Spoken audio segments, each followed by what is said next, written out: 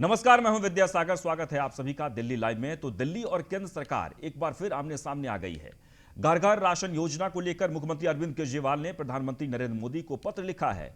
इसमें उनमें पीएम मोदी से अपील करते हुए लिखा कि कृपया घर घर राशन योजना दिल्ली में लागू करने दीजिए। आज तक राष्ट्रहित के सभी कामों में मैंने आपका साथ दिया है, राष्ट्रहित के इस काम में आप भी हमारा साथ दीजिए। उन्होंने आगे लिखा कि कोरोना काल में यह योजना पूरे देश में लागू हो। केंद्र सरकार इस योजना में जो बदलाव करवाना चाहती है, हम वो करने के लिए तैयार हैं।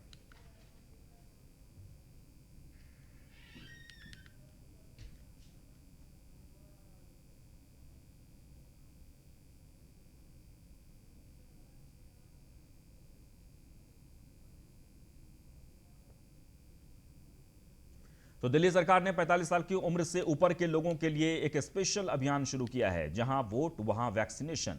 दिल्ली सरकार ने लोगों की सुविधा के लिए जहां वोट डालने जाते हैं, वहीं आपकी वैक्सीन का पूरा इंतजाम कर दिया है। इस अभियान का उद्देश्य है कि 4 सप्ताह में दिल्ली के सभी 45 साल से ऊपर के लोगों को वैक्सीन दी जाए। दिल्ली के कालकाजी से आप विधायक आतिशी ने आज लोगों के घर घर जाकर लोगों को वैक्सीन लगवाने के लिए जागरूक किया।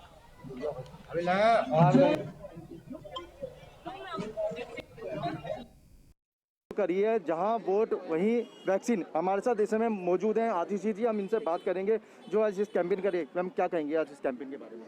देखिए, 45 प्लस से ज़्यादा कई ऐसे लोग हैं जिन्होंने अभी तक टीका नहीं लगवाया है। क्यों? क्योंकि उनके मन में कई सवाल हैं। 50% लोग अपना वैक्सीनेशन करवा चुके हैं, लेकिन अभी 50% रहते हैं। तो हम घर घर जाके लोगों को जागरूक कर रहे हैं और लोगों का हमने जहाँ पे वो वोट डालने जाते हैं वहीं पर वैक्सीनेशन का सेंटर बना दिया है। वरना आप लोगों से बात करिए, वो कहते हैं जी हमें तो पता नहीं है वैक्सीन कहाँ लगता है, कब लगेगा, कहाँ लगेगा, हमें कोई अंदाज़ा नहीं है। लेकिन सबको ये पता होता है कि वोट कहाँ पे पड़ती है। जैसे मैंने अभी इनसे भी पूछा वोट कहाँ पड़ती है, इन्होंने तुरंत बता दिया कि दीपाले स्कूल में वोट पड़ती है। तो हमने साथ में बता दिया कि जी कल जाओ, वहाँ पे टीका लगवा लो। 2 दिन के लिए वो वैक्सीनेशन सेंटर है, वहाँ पे जाके केजरीवाल सरकार मुफ्त में आपको कोरोना का टीका लगा देगी। तो ये थे हमारे साथ आप विधायक आतिशी जी, हमने इनसे बात करी है किस तरीके से आज ये जो है डोर टू डोर लोगों को जाकर वैक्सीनेशन के बारे में जागरूक कर रही है। कैमरामैन राजकुमार के साथ में कमल किशोर। वहीं दिल्ली सरकार ने 45 साल की उम्र से लोगों के लिए वैक्सीनेशन के लिए स्पेशल अभियान शुरू किया है। दिल्ली के 70 वार्डों के करीब 280 बूथों पर दिल्ली सरकार ने वैक्सीनेशन का काम शुरू किया है। इस मौके पर हमारी टीम ने अलग अलग जगह पर जाकर वैक्सीनेशन सेंटरों का जायजा लिया। टीम ने बुराड़ी विधानसभा में दयानंद इनक्लेव के स्कूल में पहुंचकर स्थिति का जायजा लिया, जहां पर बुराड़ी विधानसभा से विधायक संजीव झा भी मौजूद थे।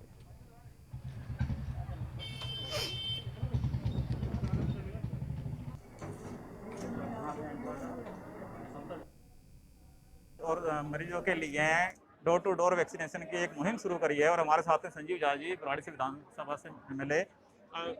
झा जी बताएं, जो आज आपने ये मुहिम शुरू करी है उसकी पूरी रूपरेखा क्या रही?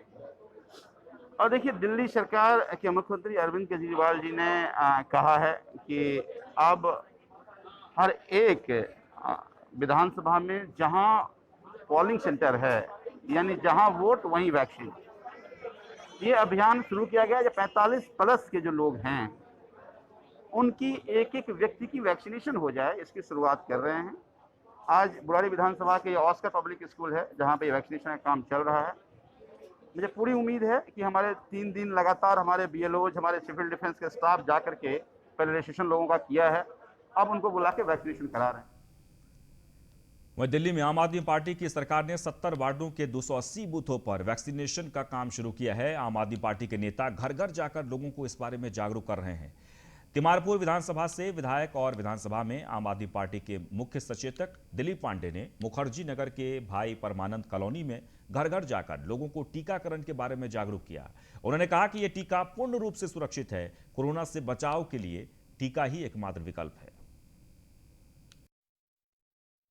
देखिए, पूरी दिल्ली के अंदर जहां वोट वहीं वैक्सीन का अभियान जो माननीय मुख्यमंत्री मोदी द्वारा शुरू किया गया है, जिसके तहत जो सिस्टम है, जो तंत्र का इस्तेमाल किया जा रहा है, डीएम एसडीएम से लेकर के आम आदमी पार्टी के कार्यकर्ता सभी डोर टू डोर जा रहे हैं, लोगों से बात कर रहे हैं। जो भी 45 प्लस हैं उनको बता रहे हैं कि जहां वोट देने जाते थे वहीं पे आपको वैक्सीन लगाने की सुविधा दी जा रही है दिल्ली की सरकार द्वारा, माननीय मुख्यमंत्री केजरीवाल जी द्वारा। अभी की स्थिति है, आंकड़े ये बताते हैं कि लगभग 50% लोग जो है दिल्ली के अंदर वैक्सीनेटेड है।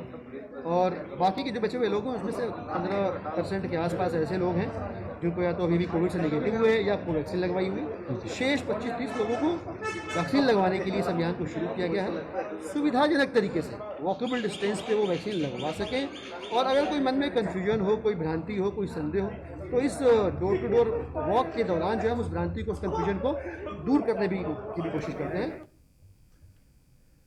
वहीं कांग्रेस के दिल्ली प्रदेश से अध्यक्ष चौधरी अनिल कुमार ने केजरीवाल सरकार पर जमकर निशाना साधा। उन्होंने कहा कि मुफ्त वैक्सीनेशन की मांग करने पर कांग्रेस नेताओं और कार्यकर्ताओं पर कोविड प्रोटोकॉल के तहत दिल्ली पुलिस एफआईआर करती है, लेकिन भाजपा और आम आदमी के नेताओं के खिलाफ कोई कार्रवाई नहीं होती, जबकि वे सैकड़ों की संख्या में प्रदर्शन करते हैं। प्रधानमंत्री मोदी और मुख्यमंत्री केजरीवाल दोनों लोगों को मुफ्त वैक्सीनेशन देने के नाम पर कोरी राजनीति कर रहे हैं। यदि समय रहते लोगों को वैक्सीन लग जाती तो इतनी बड़ी संख्या में कोविड के कारण लोगों की मौत नहीं होती।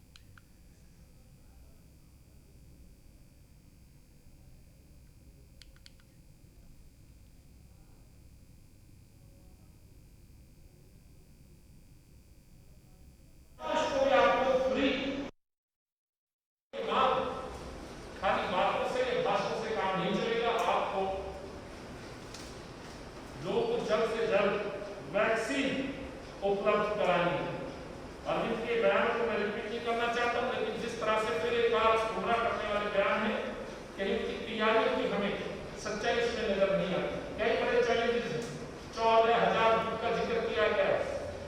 आपके अपने 350 सेंटर्स नहीं चल पाए और आप कह रहे 14,000 बूथ को हम बूथ पर वैक्सीन लगाएंगे। पहले तो हमें ये बताया कि आप जो 15 क्लिनिक 450 है, आप ओपन करते वैक्सीनेशन का कार्यक्रम, तो मैं समझता हूं लोगों को सुविधा मिल सकती है। पर हर चीज का राजनीति ढूंढते कि जहां वोट पड़ती है आप वहीं वैक्सीन दें। वहीं भारतीय जनता पार्टी ने राष्ट्रीय राजधानी दिल्ली के तीनों नगर निगमों में बड़े बदलाव किए हैं। दिल्ली बीजेपी ने मेयर, डिप्टी मेयर, अध्यक्ष स्थायी समिति, उपाध्यक्ष स्थायी समिति के चुनाव के लिए उम्मीदवारों के नाम की घोषणा कर दी है। दक्षिणी दिल्ली नगर निगम में मेयर पद के लिए मुकेश सूर्या ने नामांकन भरा है। वहीं उत्तरी दिल्ली नगर निगम में मेयर पद के लिए राजा इकबाल सिंह ने नामांकन भरा है। साथ ही दोनों नगर निगम में आज अस्थायी समिति के सदस्यों के लिए भी नामांकन भरे गए हैं। नामांकन भरने आए मुकेश सूर्यान ने कहा कि अपने कार्यकाल में उनका ध्यान स्वास्थ्य और शिक्षा के क्षेत्र पर अधिक से अधिक काम करने को रहेगा। साथ ही साथ विकास के क्षेत्र पर भी वह फोकस करेंगे। वहीं राजा इकबाल सिंह ने कहा कि निगम में विकास के कामकाज की रफ्तार को बढ़ाया जाएगा। साथ ही स्वास्थ्य के क्षेत्र में निगम और बेहतर तरीके से काम करेगी। शिवाजी थोड़ा हाथ लगा लो ना आप भी। हाँ बस ये ठीक। भारतीय जनता पार्टी के जितने भी कार्यकर्ता हैं, चाहे वो पदाधिकारी हों, चाहे वो मेयर रहे हों, चाहे प्रेजेंट में मेयर हों, या और भी किसी कमेटी के चेयरमैन हो, मैं पिछले बार एजुकेशन कमेटी का चेयरमैन भी था। हमने हर चुनौती को अवसर में बदला है। तो हमारे सामने काम की तो कोई चुनौती नहीं है, लेकिन जो कोरोना काल को लेकर के जो डिफिकल्टी है कि आपने देखा पिछले बार, इस बार भी कोरोना काल के अंदर सबसे ज्यादा वैक्सीनेशन सेंटर, आइसोलेशन सेंटर बनाने का काम भी किया, तो दक्षिण दिल्ली नगर के लोगों ने किया। तो चुनौती ऐसी कोई बड़ी चुनौती नहीं है। चुनौती अगर आएगी तो उसको अवसर में बदल लेंगे और दिल्ली की जनता को जो बेहतर से बेहतर सुविधा दे सकते हैं, जो बेहतर से बेहतर दिल्ली की जनता के हित में कर सकते हैं, वो कार्य करेंगे नगर निगम को लेकर। भारतीय जनता पार्टी के जितने भी कार्यकर्ता हैं, चाहे वो पदाधिकारी हों, चाहे वो चाहे प्रेजेंट में मेयर हों, या और भी किसी कमेटी के चेयरमैन हो, मैं पिछले बार एजुकेशन कमेटी का चेयरमैन भी था। हमने हर चुनौती को अवसर में बदला है। तो हमारे सामने काम। वहीं भारतीय जनता पार्टी की तरफ से दिल्ली नगर निगम में मेयर और डिप्टी मेयर के उम्मीदवार की घोषणा कर दी गई है, जिसके बाद पूर्वी दिल्ली नगर निगम के रघुवरपुरा वार्ड के निगम पार्षद श्याम सुंदर अग्रवाल ने पूर्वी दिल्ली नगर निगम के मेयर पद के लिए नामांकन दाखिल किया है। इसके साथ ही मयूर विहार वार्ड की निगम पार्षद किरण वैद्य ने उप महापौर पद के लिए नामांकन दाखिल किया।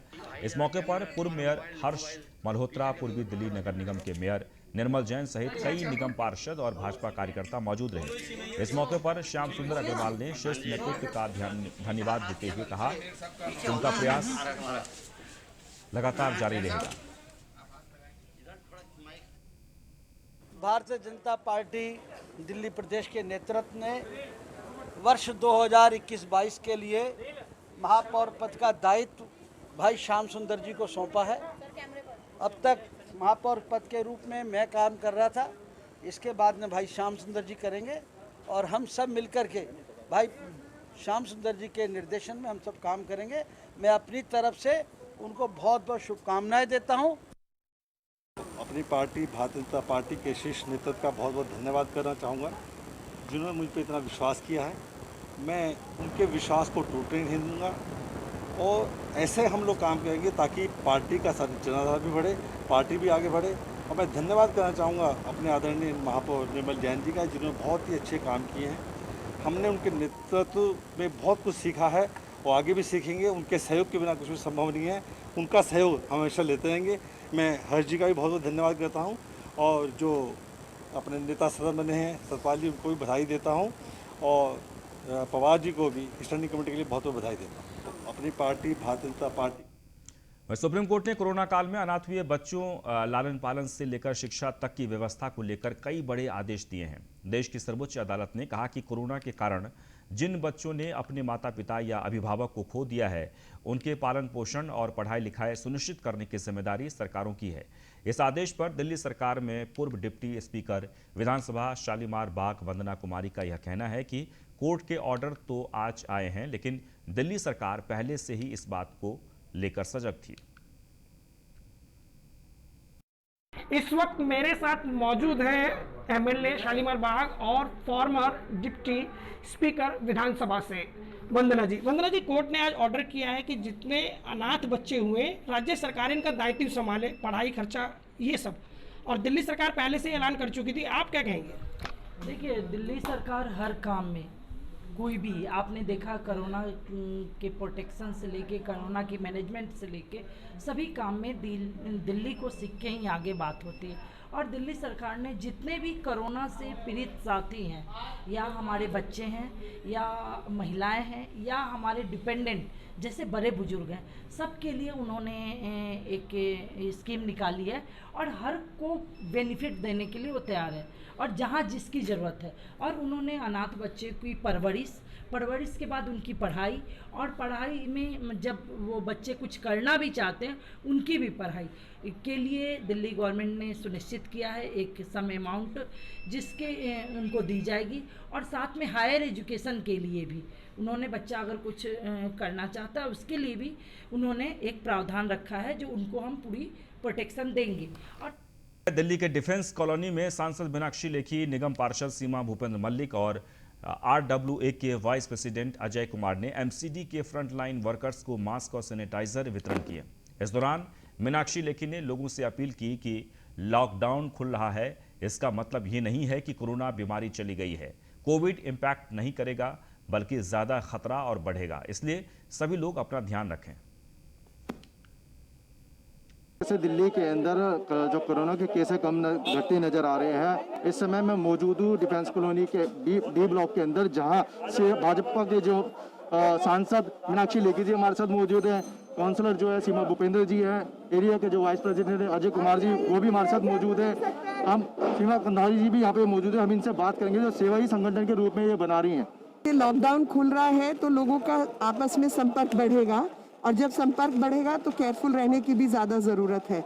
इसलिए आज का कार्यक्रम रखा गया है सबके बीच में मास्क वितरण करते हुए कि लॉकडाउन खत्म होने का मतलब ये नहीं है कि बीमारी चली गई है या आपको कोविड इम्पैक्ट नहीं करेगा, बल्कि ज़्यादा इम्पैक्ट करने की पॉसिबिलिटीज़ है क्योंकि ज़्यादा लोग बाहर निकलेंगे।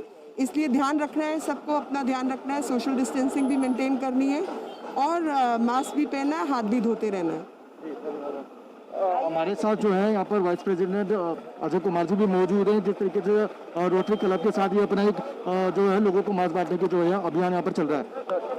देखिए, हमने एक कोविड मैनेजमेंट ग्रुप बना रखा है डिफेंस कॉलोनी में, जो जिसका काम है कि कहीं भी दिक्कत है, कहीं भी ज़रूरत है कोविड से, ज़रूरत कहीं वो ऑक्सीजन हो, सिलेंडर हो, मास्क हो, खाना हो, कुछ भी हो तो हम प्रोवाइड करते हैं। उसके अलावा अपने खुद भी फंड्स लगाते हैं और हम कोशिश करते हैं कि एजेंसी जैसे हमारा रोटरी क्लब वगैरह इनको भी हम लिए जाएं ताकि हमें बड़े स्केल पर अच्छी अच्छी चीज़ें मिल सकें। इससे हमारी जो डिफेंस कॉलोनी है पूरी की पूरी सेफ हो चुकी है। तो ये थी हमारी काउंसलर सीमा भूपेंद्र मलिक जी कस्तूरबा नगर क्षेत्र से। हमारे साथ यहाँ पर मीनाक्षी लेखी सांसद भी मौजूद थी, इलाके के रोटरी क्लब के जो डीजी थे, प्रेसिडेंट थे, वो भी हमारे साथ मौजूद थे। लोगों को जो है यहाँ पर लगातार जो है मास्क बांटने की प्रक्रिया यहाँ पर चल रही है। कैमरामैन राजकुमार के साथ मैं कमल किशोर, न्यूज़ 1 इंडिया। वह राजधानी के करावल नगर में एक चौंकाने वाला मामला सामने आया है। यहां 54 साल के एक शख्स ने 52 साल की अपनी पत्नी की गला दबाकर हत्या कर दी, जिसके बाद आरोपी ने खुद भी फांसी लगाकर खुदकुशी कर ली है। मृतक ने इससे पहले अपनी दीवार पर नोट भी लिखा है, जिसमें मृतक ने अपनी मौत का जिम्मेदार किसी को न मानने के लिए लिखा है। बताया जा रहा है कि राजवीर डीटीसी में कार्यरत था और किसी निजी कारणों के कारण उसका दिल्ली परिवहन विभाग में केस चल रहा था, जिस कारण से राजवीर फिलहाल सब्जी बेचने का काम कर रहा था। वहीं सूचना मिलने पर मौके पर पहुंची पुलिस ने मामला दर्ज कर मामले की जांच शुरू कर दी है। रात को मम्मी पापा काम पे से आए थे, उन्हें बाजार लगा के आए थे। रात को खाना पीना खाया, उसके बाद सो गए हैं। तो सुबह उठ के देखा तो भाई साहब घर में मम्मी नीचे पड़ी हुई और पापा जो है पंखे से लटके हुए थे। क्या किसी के चीखने चिल्लाने नहीं, की कोई कुछ भी आवाज़? ऐसी कोई आवाज़ नहीं आई, ना किसी का चीखने की आवाज़ आई, ना चिल्लाने की आवाज़ आई किसी की भी। आप कमरे में कैसे गए, थोड़ा सा बताएंगे? मतलब छोटे वाले भाई ने मुझे बताया आगे, मैं छत पे रहता हूँ, सब लोग रहता हूँ ऊपर। छोटे वाले मैंने बताया कि इसका भाई घर में हो गया है, मम्मी पापा जो अंदर पड़े हुए हैं, जाकर देखा तो भाई सब परिवार की मामला था। दोनों के बीच में कोई झगड़ा वगड़ा हुआ होगा, राड़वाड़ हुई, वही इसी बीच में ये पता नहीं चल पाया क्या करार उन्होंने कैसे करा, कैसे मारा, मैं इसके बारे में बता नहीं कर सकता। परिवार की मामला था। दोनों में बीच में कोई झगड़ा वगड़ा हुआ होगा, राड़वाड़ हुई, वही इसी बीच में ये पता नहीं चल पाया क्या करार उन्होंने कैसे करा, कैसे मारा। आगे बढ़ते हैं। दिल्ली के राजपार्क थाना पुलिस को मिली बड़ी कामयाबी। आपको बता दें कि पुलिस ने मुखबिर की सूचना पर मोबाइल स्नैचर समेत लूट का मोबाइल खरीदने वाले दुकानदार को धर दबोचा है। आरोपियों के कब्जे से पुलिस ने 11 मोबाइल फोन बरामद किए हैं। फिलहाल राजपार्क थाना पुलिस आगे की कार्रवाई में जुट गई है। दिल्ली के आउटर नॉर्थ जिले के नरेला इंडस्ट्रियल एरिया थाना पुलिस ने 2 सिविल डिफेंस कर्मियों को लूट की घटना को अंजाम देने के आरोप में गिरफ्तार किया है। गिरफ्तार आरोपियों की पहचान आयुष और गौरव के रूप में की गई है। आउटर नॉर्थ दिल्ली के एनआईए थाना पुलिस ने 2 झपटमारों को गिरफ्तार किया है। बता दें आपको कि दोनों झपटमार जो है दिल्ली सरकार के सिविल डिफेंस में काम करते थे और बाकायदा मार्शल के पद पर ये दोनों हैं जो कार्यरत थे। बीती 7 तारीख को करीब 9:30 बजे एनआईए थाना पुलिस को सूचना मिली कि एक विकास नाम के शख्स का जो है मोबाइल छीनकर 2 बाइक सवार भागे हैं। उसके बाद तुरंत इलाके में जो पेट्रोलिंग कर रहा था स्टाफ, उन्होंने उस बाइक सवार को रोका और उनसे पूछताछ की तो पता चला वही उसका मोबाइल लेकर भागे हैं। पुलिस ने तुरंत इन दोनों को गिरफ्तार कर लिया। इन दोनों का नाम गौरव और आयुष बताया जा रहा है, जो कि नरेला के आसपास के इलाके के रहने वाले हैं। क्योंकि कई महीनों से जो है इनकी सैलरी नहीं मिली थी, कहीं ना कहीं आर्थिक तंगी थी, इनको पैसों की ज़रूरत थी, जिस वजह से इन्होंने इस वारदात को अंजाम दिया। फिलहाल एनआईए थाना पुलिस ने इन दोनों को गिरफ्तार कर लिया है और इनके पास से छीना हुआ मोबाइल और एक पल्सर मोटरसाइकिल भी बरामद की है। मैं दीपक शर्मा। पूर्वी दिल्ली के पटपड़गंज इंडस्ट्रियल एरिया थाना पुलिस ने ऐसे ऑटो लिफ्टर गैंग का पर्दाफाश किया है जो कि सस्ते किराए का झांसा देकर सवारी के साथ लूटपाट करते थे। पुलिस ने गिरोह में शामिल नाबालिग लड़की समेत 3 आरोपियों को धर दबोचा है।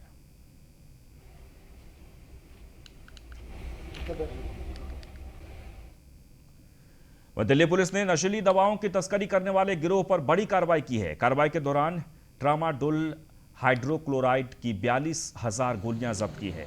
पुलिस ने यह छापेमारी कार्रवाई कश्मीरी गेट इलाके में की है, जिसमें पुलिस ने एक अंतर्राज्यीय गिरोह का भंडाफोड़ करने का दावा किया है।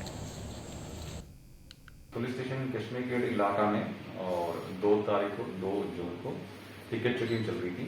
उस टाइम SHO भी मौजूद थे और उसी टाइम ये गाड़ी आई थी, सस्पिशियस तौर पे आई थी, उसी को चेक करने के लिए शुरू किया था। उसमें 3 आदमी थे, बोहत सिंह, सेवक सिंह एंड विनोद थे और उनसे लगभग अराउंड 40,000 के आसपास टैबलेट्स मिला। जो टैबलेट्स ट्रामाडोल बोलते हैं, ये ट्रामाडोल है, एक नार्कोटिक सब्सटेंस माने जाते हैं। विदाउट ऑथराइजेशन, प्रॉपर ऑथराइजेशन का अलावा ये टैबलेट्स बेचने का मना है। सो उसके मुताबिक हमें पूछताछ में ये पता चला, ये यहाँ से टैबलेट्स कुछ नवीन से ही खरीद के ये लोग पंजाब में बेचने के लेके जा रहे थे। टोटल अराउंड 35,000 के ऊपर टैबलेट्स थे। और आगे बढ़कर इन्वेस्टिगेशन में नवेद अलियास नवीन, गौरव काबरा और नरेंद्र कुमार मिश्रा, ये तीनों को पकड़ा था। ये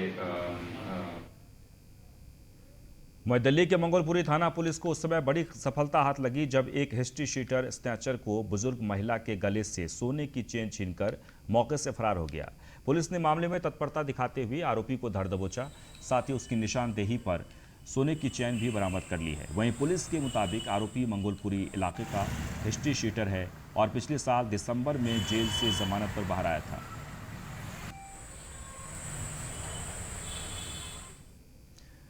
और इसी के साथ इस बुलेटिन में बस इतना ही, लेकिन ताज़ा तरीन खबरों के लिए आप बने रहें न्यूज़ 1 इंडिया के साथ।